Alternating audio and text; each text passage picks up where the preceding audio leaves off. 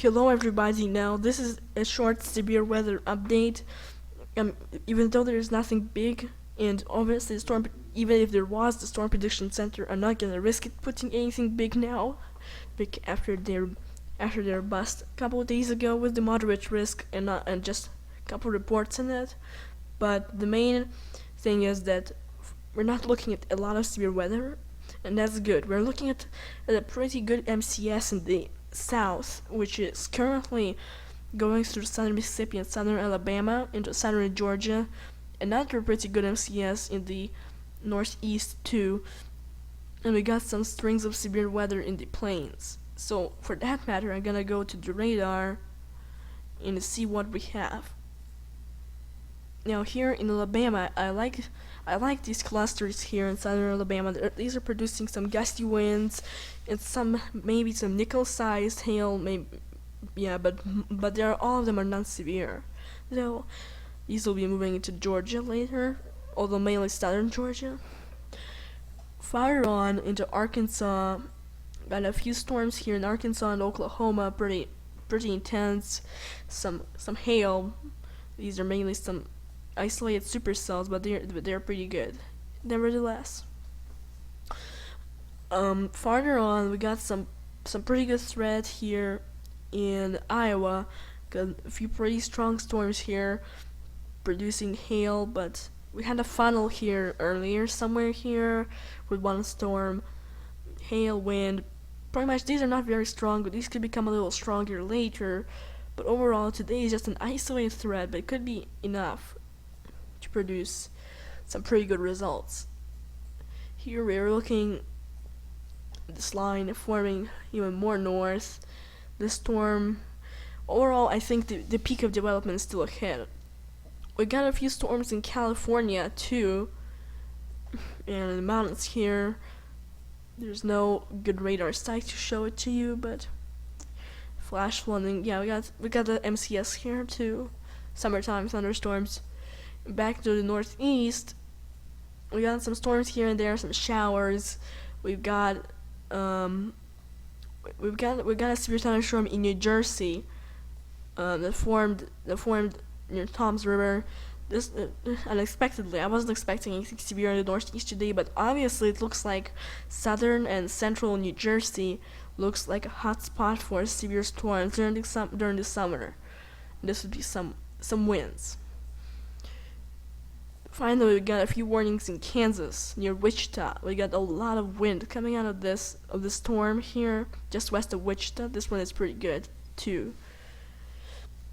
So that's the radar lookout. Let's take a look at the outlooks for today and tomorrow. And Wednesday, too. No, I mean, and, Wednesday. Yeah, Wednesday, too. So, this is we have a slight risk. We have the only tornado threat is mainly up into Wisconsin. We have a chance of wind in the 15% area, slight risk of wind, and see here in southern Alabama and southern Georgia we could be seeing some wind too, and here in New Jersey and the Mid-Atlantic states could be something too. It's hail. We still got a 15% area, but this part of the slight risk will be mainly wind in this region. The hail will be here, and then again hail will not be expected in the Mid-Atlantic. Now this is the day 2 outlook. Tomorrow we're looking at a pretty potent MCS in the south and the Midwest. We're looking at the large slight risk area from Kansas all the way to West Virginia. We could be looking at a few storms into the southeast too, because I'm thinking there could be. Yeah, we'll have a low here. We'll have a front stretching up here, and by Wednesday that will continue progressing to the south and east. So this is a pretty good system here, at least pretty wet system. And again, we have some storms in the west. They're continuing to impact the southwest and some of the mountains in Utah and Colorado. See, we don't have a slight risk on Wednesday, but I think there will be one. We have a 5% risk here again in the middle south, but I think there will be a slight risk in the same area, and the 5% area on a larger scale in all of the southeast. Not all of the southeast, but much of the southeast. Now, I wanted to go to my forecasts, but before that, I wanted to quickly take a look at the few watches currently in effect. Now, this is the watch mainly for wind. Well, it could be producing hail too, but the bigger threat is wind. Here for portions of central Arkansas and eastern Oklahoma, we're looking at some hail and wind here. We got quite a few warnings here right now, and Little Rock, Fort Smith, these regions, and these will be progressing into Mississippi perhaps a little later. Now this is another watch. This one has bigger threats, moderate for all threats, wind and hail, and a low threat for tornadoes in Iowa and portions of eastern Nebraska and northern Iowa. In this, just north of Des Moines, Fort Dodge, Mason City. And finally, this is the newest watch here. Also hail and wind and a few tornadoes possible. The best chance for tornadoes in this watch: portions of Michigan, central Wisconsin, northeast Iowa, southeast Minnesota, Wasso, Eau Claire, Waterloo. These regions could be seeing a few storms, even up to Marquette. I'm not expecting any additional development today. Maybe a few storms here in Kansas, but overall, I don't see a big threat for today. We do have a watch possible. There's a Mexico discussion that a watch is possible in northeast Kansas, but I don't think that it will be issued. This threat is not very big for a watch, even though it exists. Now I want to go to my forecast.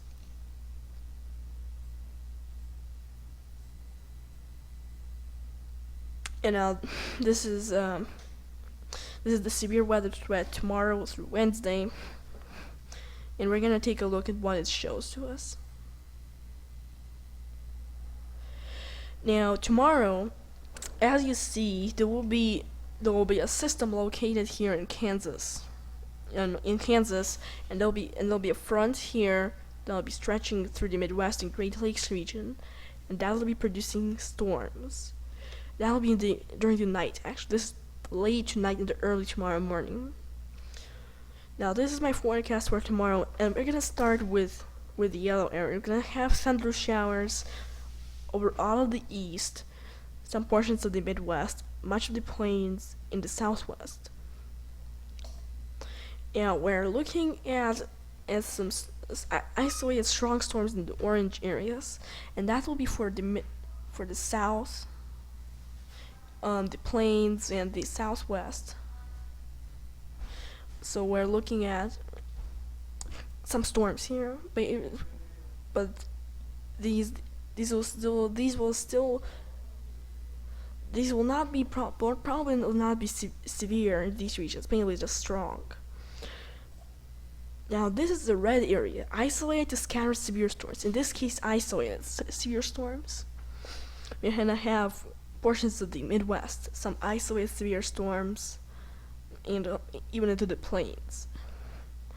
Now, this will be at this time in the morning. The areas for likely severe weather will be in this region, but that will shift east later into the afternoon. See how this front moves with the system.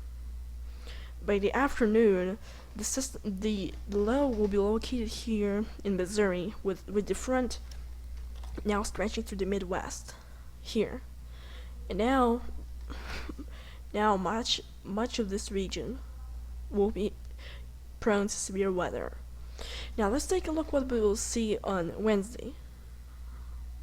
So on Wednesday, things change a little bit. The low pressure system continues to be in this spot, but the front becomes more of a horizontal way now, slowly progressing south, but stretching even to the northeast. So let's take a look what we'll be seeing. Again, thunder showers across much of the US, pretty much 2/3 of the US, although now the interior northeast being excluded, and more of the plains being added and more of the west. Now, Wednesday, we'll be seeing isolated strong storms again in this orange region. From Georgia to Kansas and Oklahoma, you see a little smaller area now, but still there'll be strong storms in this area. by tomorrow maybe there will be more details if there will be in more regions. But this is how it's looking right now. And the red area will be what the Storm Prediction Center puts out as a 5% risk right now. From Kansas to Alabama and Tennessee, we'll be seeing a severe weather region, a red zone. Although not looking at a lot of severe weather, just about the same as today and tomorrow. A 15% is nothing big with this MCS. But see, by the evening, Wednesday evening, this front progresses south and weakens. See, it goes beyond the red area. So the low pressure system is now located in the Gulf Coast states, in Alabama, and the front is now just passed through the red area.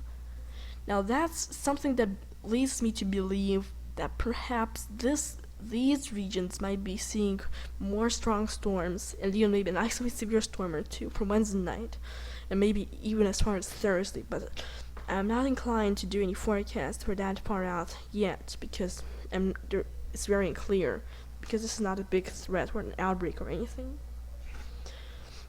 So, but the thing is that once this front passes, there'll be high pressure building in. Yeah, the high pressure will be located in Minnesota in the upper Midwest, and it will slowly move southeast as this arrow points from the upper Midwest. It will slowly move southeast along the front, along with cooler air, and as the front progresses slowly out into the Gulf and away into the Atlantic, high pressure builds in, and we could be looking at a dry period for some time. But in the summer, these dry periods won't last long, and maybe these scattered showers will start up again sometime. But that's about it. Thank you so much for watching this video. Please leave feedback on how you like these animations, professional animations. I put a lot of time into this. Again, thanks so much for watching. Hope this keeps you updated, and stay safe with the storms.